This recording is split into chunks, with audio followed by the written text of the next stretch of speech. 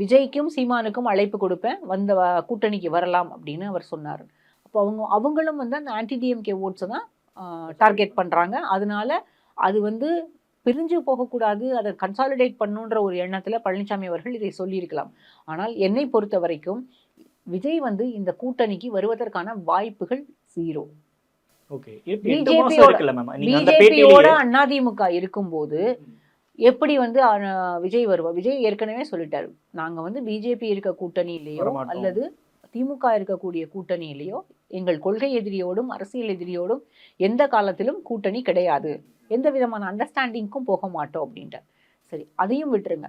பிஜேபியை விட்டுட்டு அதிமுக வெளியேறி, ஒருவேளை இதெல்லாம் ஏஷியன் தான், ஒருவேளை என்டிஏ கூட்டணியிலிருந்து அதிமுக வெளியேறி ஆன்டி டிஎம்கே ஓட்ஸ் எல்லாம் டேப் பண்ணுன்றதுக்காக விஜயோடு கூட்டணி அப்படின்னா, எடப்பாடி பழனிசாமி முதலமைச்சர் ஆகிறதுக்காகவா விஜய் கட்சி ஆரம்பிச்சிருக்காரு? பட் ஆனா எல்லாருக்கும் ஒரு காமன் மினிமம் ப்ரோக்ராம் ஒன்னு இருக்கணும்ல மேம். அவங்க திமுக வீழ்த்தணும் அப்படின்றதானே அல்டிமேட் எய்மா இருக்கிறப்ப யாரோ ஒரு சாக்ரிஃபைஸ் பண்ணுவாங்க. திமுகவை வீழ்த்தணும்ங்கிறது காமன் அஜெண்டா தான், காமன் மினிமம் ப்ரோக்ராம் வேற.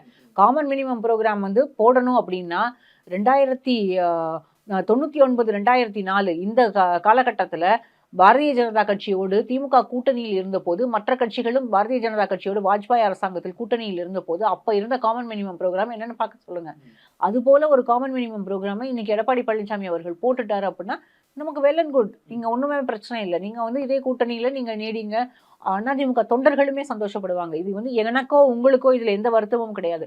அதிமுகவினுடைய தொண்டர்கள் பெரும்பாலும், அவர் சொல்றாரு இல்ல 50 மாதங்கள் இந்த ஆட்சிக்கு பிறகு மக்கள் எல்லாருமே வெறுப்புல இருக்காங்க, கூட்டணி வந்து பெரிய அளவுல இல்ல கிராஸ் ரூட்ல வந்து கூட்டணி வந்து நல்ல ஜெல்லா இருக்கு அப்படின்னு சொல்றாரு. இல்லை, அதிமுகவினுடைய கூட்டம் வந்து அவருக்கு ஒவ்வொரு இடத்துலையும், விழுப்புரத்தில் ஆகட்டும், இல்லை கோயம்புத்தூர்ல ஆகட்டும், முந்தா நாள் நடந்த திருத்துறைப்பூண்டி கூட்டத்தில் ஆகட்டும், எல்லா இடங்கள்லையுமே அவரை பார்க்கறதுக்கும் அவர் பேச கேட்கறதுக்கும் அதிமுகவினுடைய தொண்டர்களும் சரி பொதுமக்களும் சரி கூட்டம் எல்லாம் வருது.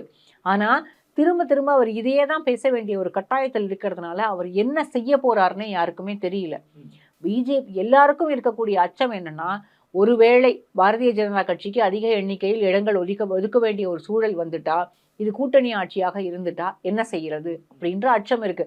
அந்த அச்சத்தை போக்குறதுக்கான முயற்சிகள்ல திரும்ப அவர் ஈடுபட்டுட்டே இருக்காரு. ஆனா அதை வந்து அந்த நரேட்டிவை இதுவரைக்கும் மாற்ற முடியல. ஏன்னா பிஜேபி சைட்ல இருந்து ஒரு முறை கூட அதிமுக தலைமையில் கூட்டணி, அதிமுக தான் ஆட்சி அமைக்கும் அப்படின்னு இது வரைக்கும் பிஜேபி ஒரு முறை கூட சொல்லலை.